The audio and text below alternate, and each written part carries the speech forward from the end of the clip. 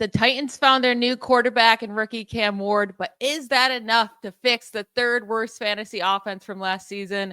We dig into the Titans' top 3 storylines entering 2025 on today's episode of Locked On Fantasy Football.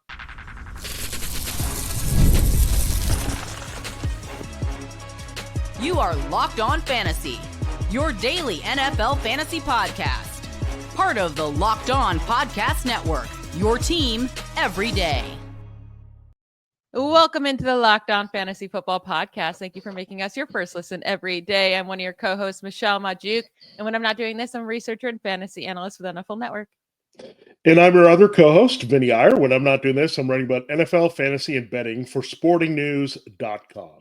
This episode is brought to you by Amazon Fire TV Stick 4K. Turn any TV into your Xbox. No console needed. Head to amazon.com/Fire TV Locked On to learn more. We're getting through the final AFC South team as we get through all of the teams' top 3 storylines entering the 2025 season. Today, we're talking about the Titans. And of course, the biggest storyline is going to be their number 1 overall drafted quarterback, Cam Ward, and how much he can fix this offense and who's going to be his top target, right? Is it Calvin Ridley and who else? Who else is going to step up in this offense? And then what does this backfield look like? Is it just a Tony Pollard show? Will Tajay Spears finally break out?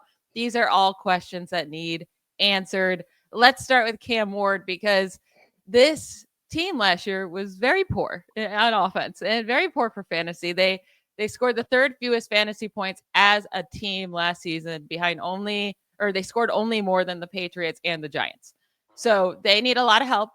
And really, they fixed up the offensive line a little bit, or they at least tried to.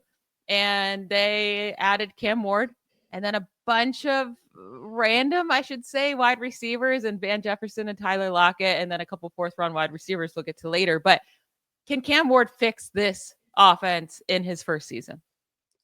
Yeah, they've really tried to work on this offense. If you look at the progression of what they've done last year and the year before, they added J.C. Latham, their right tackle, and at left guard Peter Skoronski early in the draft. This offseason, you had Kevin Zeitler become available, so they were now plugging and playing him. He's like ageless. They're putting him in right guard. And then the former Steelers, their new left tackle, Dan Moore Jr. So yet again, a shuffle on the offensive line. That was a bit of the problem last year. The other problem was just not enough reliable weapons. I mean, Treylon Burks' pick is turning out to be a major issue and bust overall. I mean, they used the pick that they traded to give A.J. Brown to the Eagles, just hand off A.J. Brown to the Eagles, and Burks was supposed to replace him. That is not materialized. So they had to go out and get Calvin Ridley from the division rival, partly because they had a connection to the offensive coordinator. You expect more out of this offense, right? It's Brian Callahan coming from the Bengals. I thought they had some upside last year, but some of the things didn't materialize because Burks couldn't stay on the field. They really didn't have anybody emerge. I mean, Nick Westbrook-Akine by default had to continue to make some big plays for the team. He's finally gone off this mix now in Miami.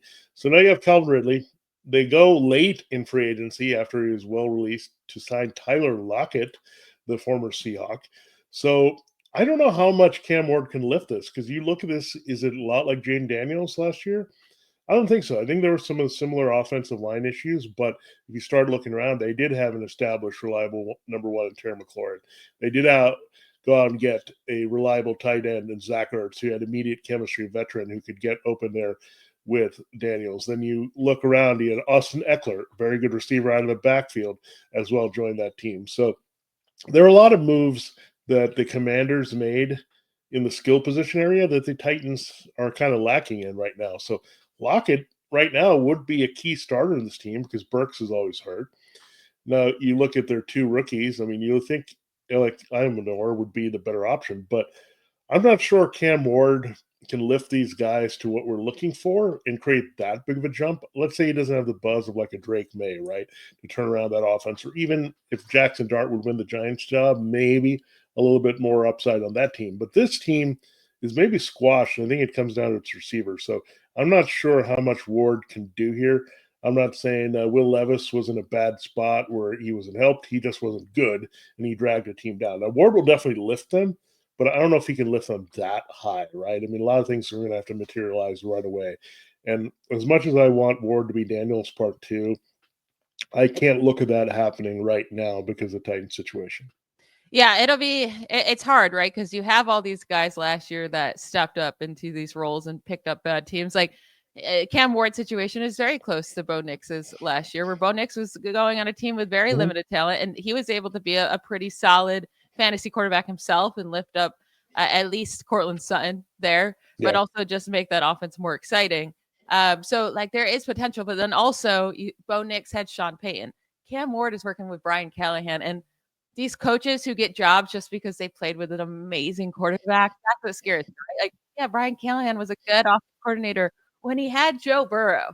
And look at what that Bengals offense did without Brian Callahan, right? It's like, so I'm actually shocked they kept him. I know it was just 1 year and you can move on that quickly, but I don't really trust Brian Callahan to be a good coach overall. But I mean, there's a lot of things to be excited about Cam Ward. He is a very good processor, much different than Will Levis, right?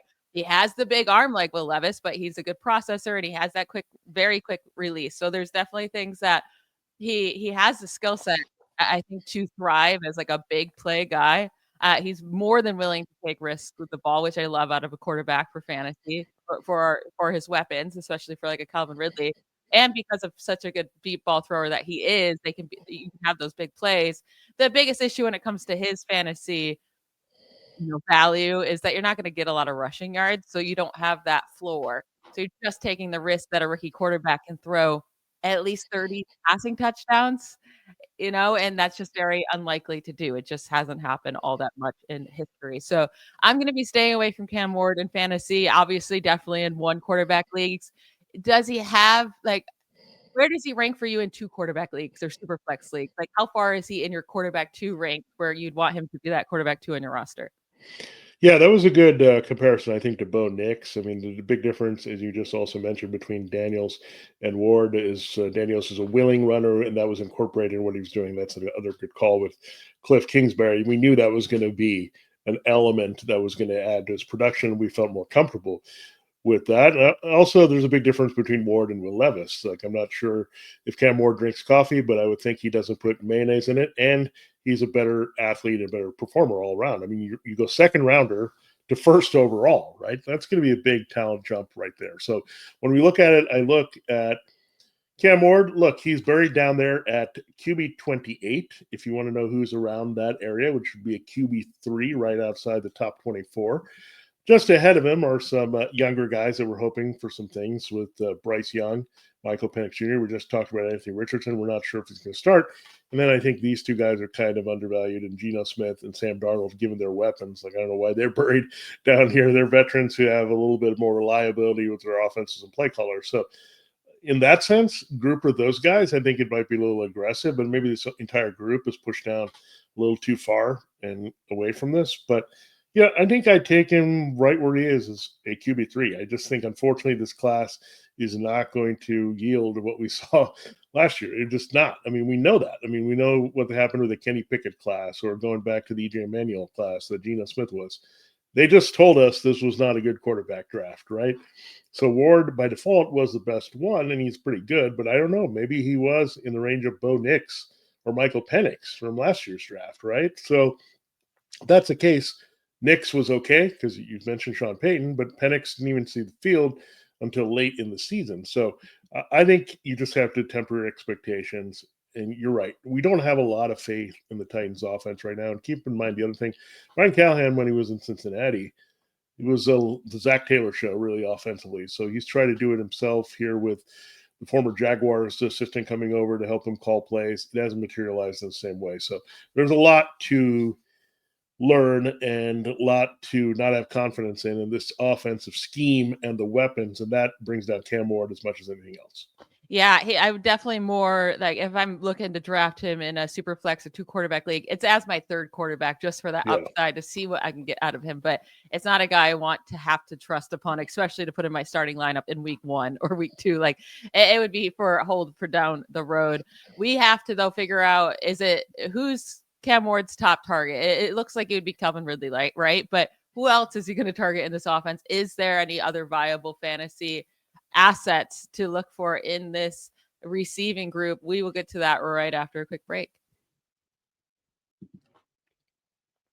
All right, this episode, Locked On Fantasy Football, is brought to you by Amazon Fire TV Stick 4K. Did you know your Fire TV is also an Xbox? Turn any TV into your gaming and entertainment hub with Fire TV Stick 4K devices. No consoles required. Just grab your paired controller, subscribe or sign into Xbox Game Pass Ultimate with EA Play included, and you're ready to go. Dive into hundreds of premium titles, including EA Sports, College Football 25 to Call of Duty, as easily as you stream your favorite shows and movies. And again, it's really great to have everything at your fingertips with Fire TV. You don't have to bounce around from watching shows and movies. Hey, you're tired of doing that. You want to get into your Xbox gaming, and you can get all your titles there right from your living room. You can play anywhere, in the bedroom, wherever you need a little break and want to do some gaming. The Fire TV Stick 4K device will come with you with Amazon, more affordable and easier to travel with wherever you take you and your kids' games. And again, this really helps because you're always flipping between apps, but with Fire TV Stick 4K, everything is in one place, from all your favorite apps to your games. How do you currently stream, and how much smoother could it be with a faster 4K ready streaming stick? Find out. Head to Amazon.com/Fire TV Locked On to get started. That's again Amazon.com/Fire TV Locked On to get started. Xbox Game Pass Ultimate Subscription Compatibility Controller required. Available on select devices, including Fire TV Stick 4K, Fire TV Stick 4K Max, and Fire TV Cube. Check them all out. Only at Amazon.com/Fire TV Locked On. All right, Michelle, we're looking at the wide receivers, and I just took a spin into the rankings of where the Titans wide receivers are. We have one wide receiver 3 in Calvin Ridley, and he's at the bottom of the wide receivers 3s. He's wide receiver 36. And get this, on the other rankings, this is how it's breaking down the rest of it. You have Alec Imanor, the rookie receiver. He's 82.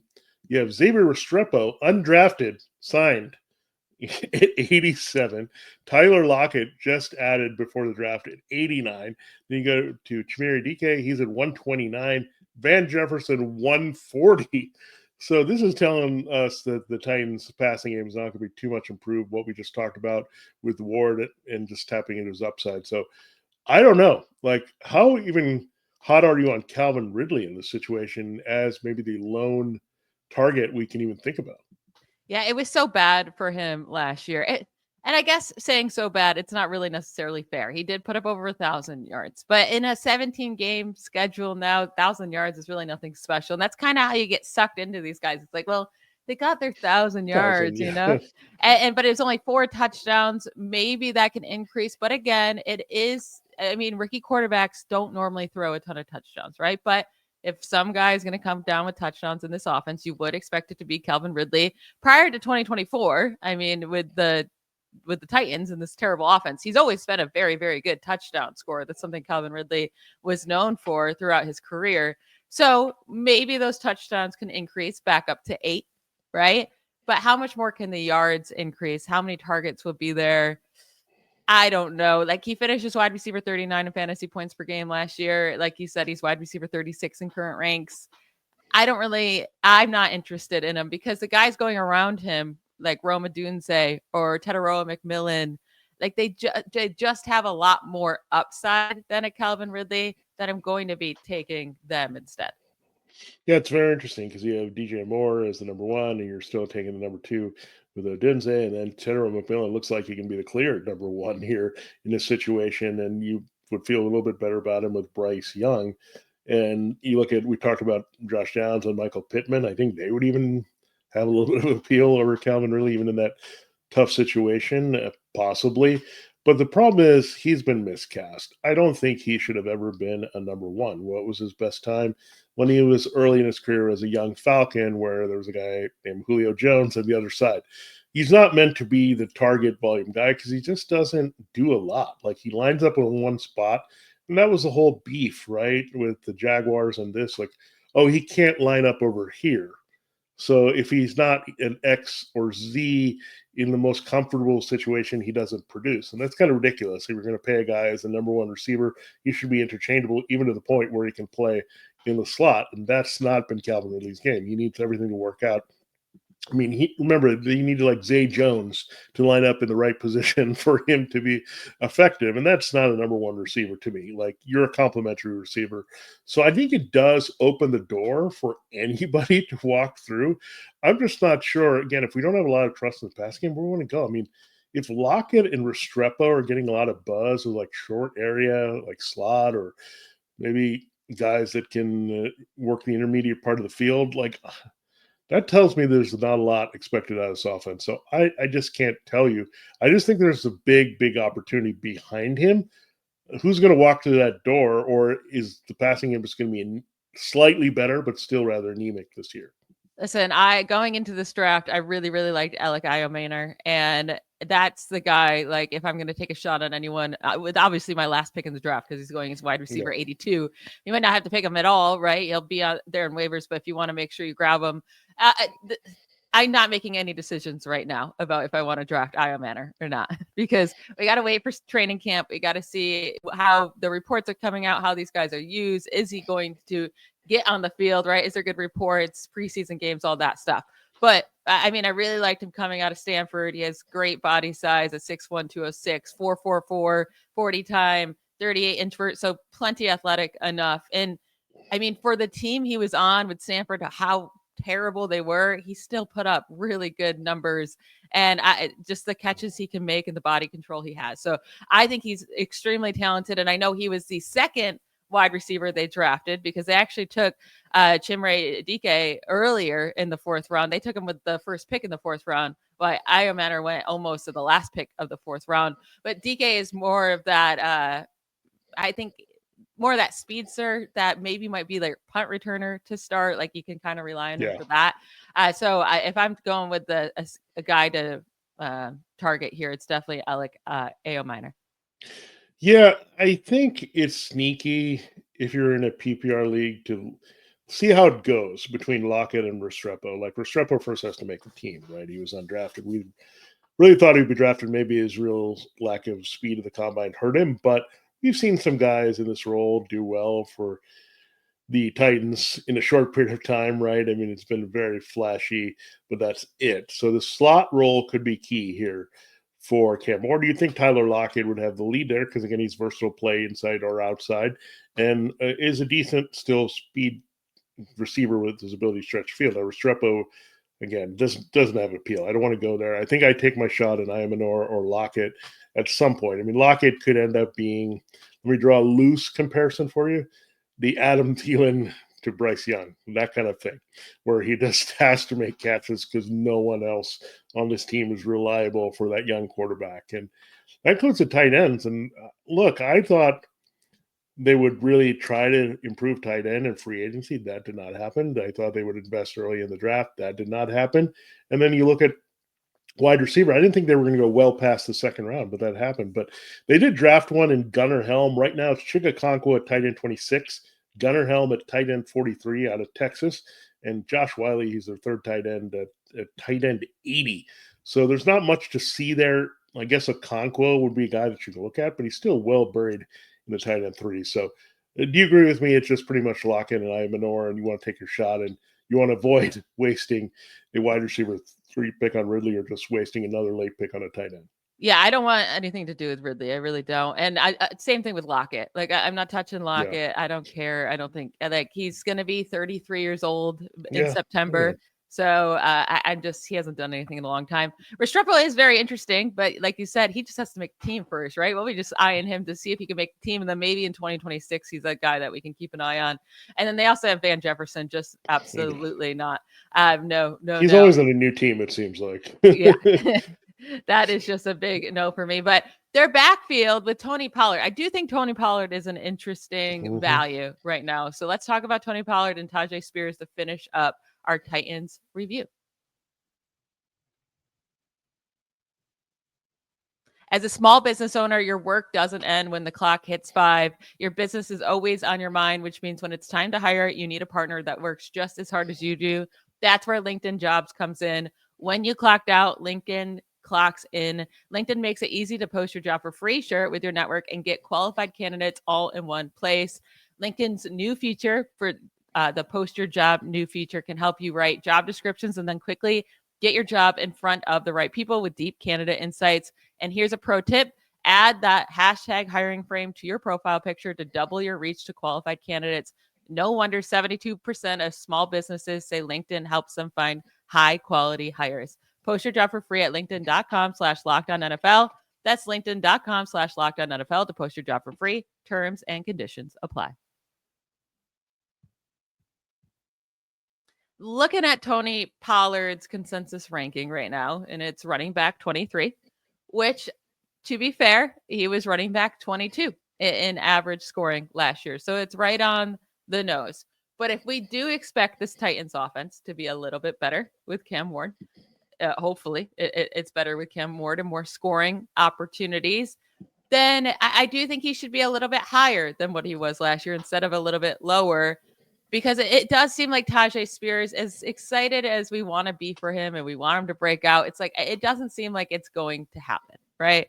Third year, but it's just been so low fantasy points for him. He just doesn't get the touches he needs, and he has trouble staying healthy too. So I do think this is Tony Pollard's backfield. And last year, in games where he had at least 15 carries, there was 11 games, he averaged 99 scrimmage yards per game and 13.6 fantasy points per game. And in those games, that would have put him around running back 16 on average on the season. Now, there was the other 5 games he played last year, he had fewer than 10 carries in each of them, averaged just 6.1 points per game. So that really brought down his overall. I do think Tony Pollard is a guy that I'm going to be eyeing with his value. Yeah, I mean, he's not going to be the most exciting name that you draft, and I think that's going to make some people be pulled into other directions, but he is still a lead back on a team that he should get more action. Like, he needs to run to take pressure off Cam Ward. If Cam Ward's not going to take off and run as much, he's going to need him for checkdowns and to keep the offense moving, especially given those receivers and tight ends we went down the road with. I mean, Pollard should see a fair share of targets versus Cam Ward running all the time, like we saw with some of those quarterbacks who can take away from the checkdowns by just calling your own number and taking off. So that's good, right? All these things point upward. I mean, the offense should be a little bit better overall. And if the offense is better, he could get more touches. They're going to lean on him more. All that says that he's a value if he's ranked to one spot below where he finished last year. So, again, how we look at it, I mean, I think you be careful of this.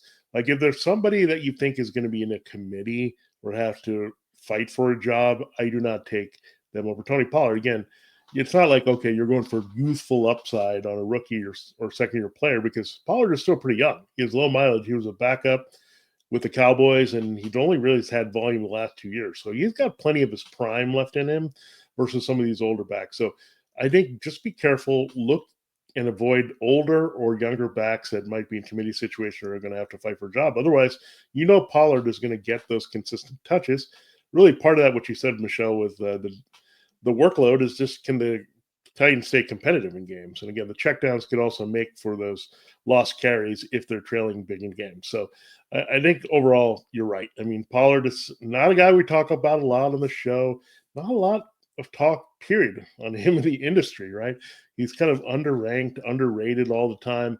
And I think that's the case again. I mean, he has to touch the ball, and it'll be interesting to see if his value goes up over some guys that are ranked right around him.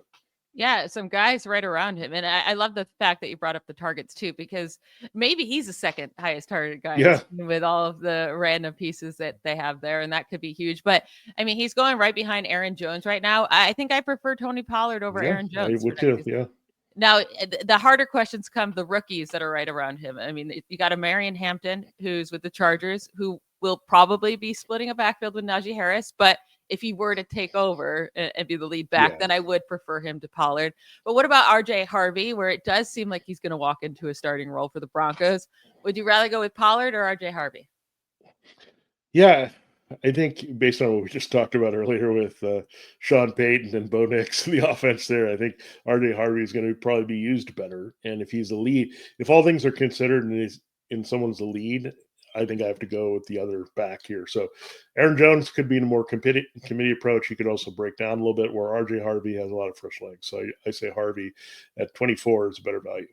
Now, does like Isaiah Pacheco still is the lead for the Chiefs? So Tony Pollard or Pacheco, this is easy for me. I'd much rather have Pollard. Yeah, I'd much rather Pollard. Again, watch for the Chiefs pick here in the 7th round, causing some noise in this back. Because Pacheco caused noise as a 7th-round pick as well. And then one more question for you here. You got Travion Henderson, who will be, you would think, splitting a backfield in with the Patriots, and it could be a 300 months or a guess. But let's say it's just two-headed with Ramondre Stevenson and Travion Henderson. Would you rather go with the upside of Henderson with his receiving, or just go with Tony Pollard, who's not as fun name, but seems to be safer?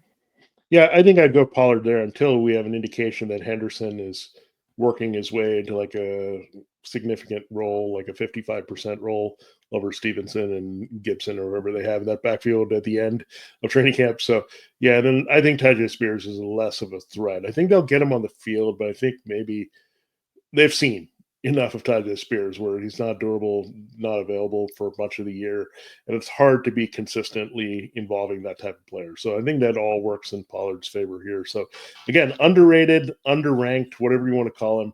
Tony Pollard is a sleeper because everyone thinks he's not that productive. Well, if you look at the numbers, he shouldn't be a sleeper. He should be right in front of you where you can take him as a solid RB2. If I'm going to look at solid RB2s, Tony Pollard is the guy this season. I am with you there. That will be it for today's episode. I want to thank you all for making Locked On Fantasy Football your first listen today. For your second listen, check out the Locked On NFL Scouting. The NFL draft is over, but the roster moves and news never stop. Host Kyle Krabs and Joe Marino will make you the most informed NFL fan this offseason. Find Locked On NFL Scouting on YouTube or wherever you listen to podcasts. We will be back on Monday. I hope you all have a fantastic weekend. Bye, y'all.